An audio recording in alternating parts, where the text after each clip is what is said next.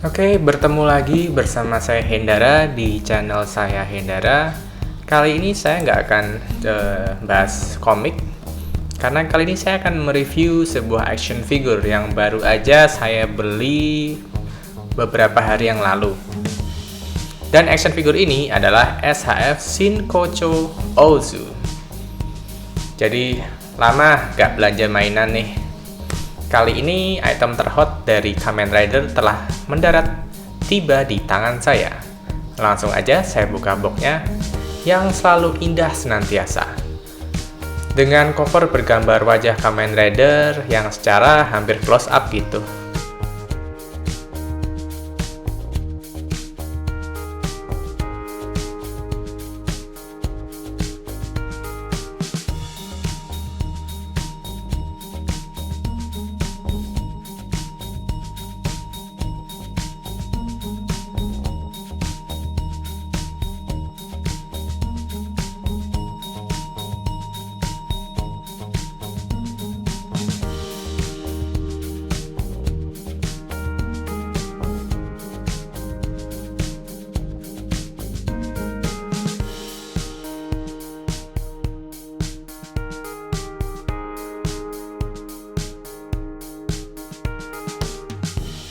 Kalau kualitas nggak perlu ditanya, proporsi body pasti akan selalu makin berisi. Tapi makin kesini rasanya SHF Shinkocho makin gemuk aja proporsinya.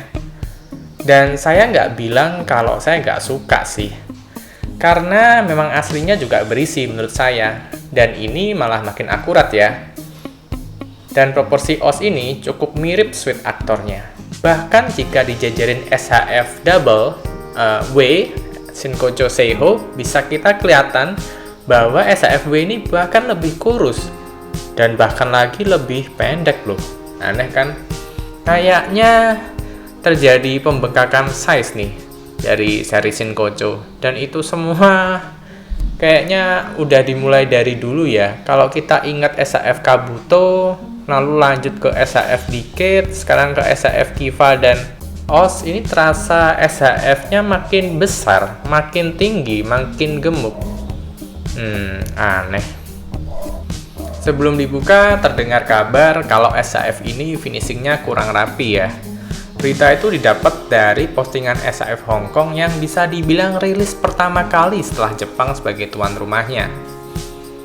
Dan kalau boleh bercerita, SHF ini bagus, like always. Apalagi ini bisa dibilang SHF pertama yang bongkar pasangnya ekstrim di seri Shinkocho.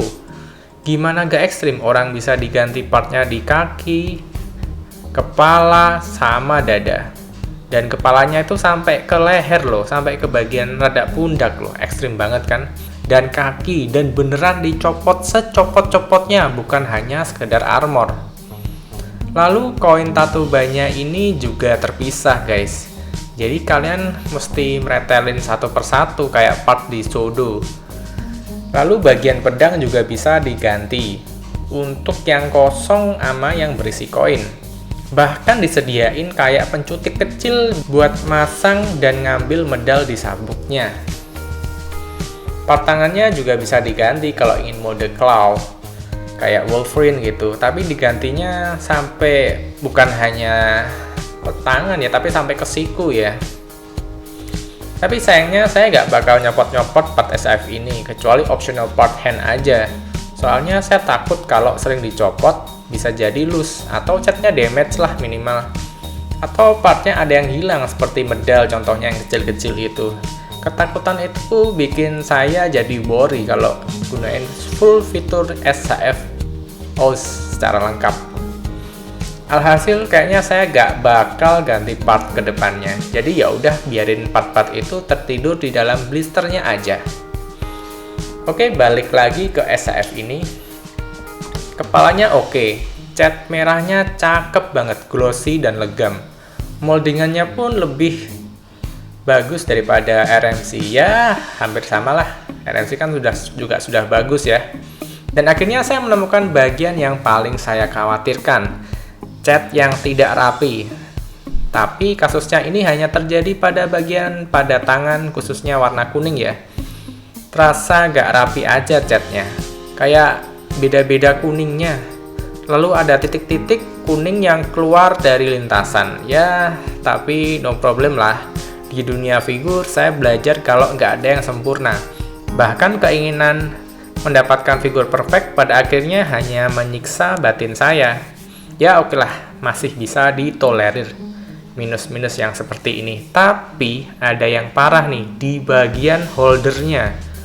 Di bagian si Tatoba itu megang apa ya, buletan scanner kalau kalian yang sering main DX-nya. Jadi di bagian scanner ini, ketika kalian nggak pasang, itu ada kayak cat, nggak tahu kenapa, ada kayak seperti tulisan huruf Y gitu, nggak tahu ya, ini seperti nggak dicat atau gimana, saya juga nggak ngerti ada pesan rahasia apa di sini.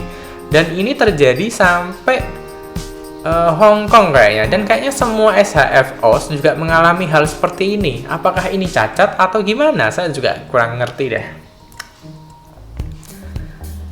Tapi kembali lagi kepada SHF ini, kalau kalian penggemar Kamen Rider, ini sih wajib banget. Apalagi seri Main Rider kan. Dan harganya makin gila aja SS ini. Naik terus. Dari dulu PO yang awalnya 500 sampai 600, sekarang udah nangkring aja di 1,3an. Itu pun kalau nggak PO, bisa-bisa kita kena harga sampai 1,5 sampai 1,8 boy. Pedih banget kan? Ya malah bagus deh, value-nya terjaga. Nggak kayak dulu sampai banjir-banjir, bahkan harga ready bisa di bawah harga PO. Jadi sekian reviewnya ya. Terima kasih sudah menonton video ini. Jika video ini memberikan manfaat untuk Anda, bolehlah kiranya kita berteman dengan cara subscribe. Like aja jika suka, dislike aja jika enggak suka. Dan sampai bertemu di video berikutnya. Bye.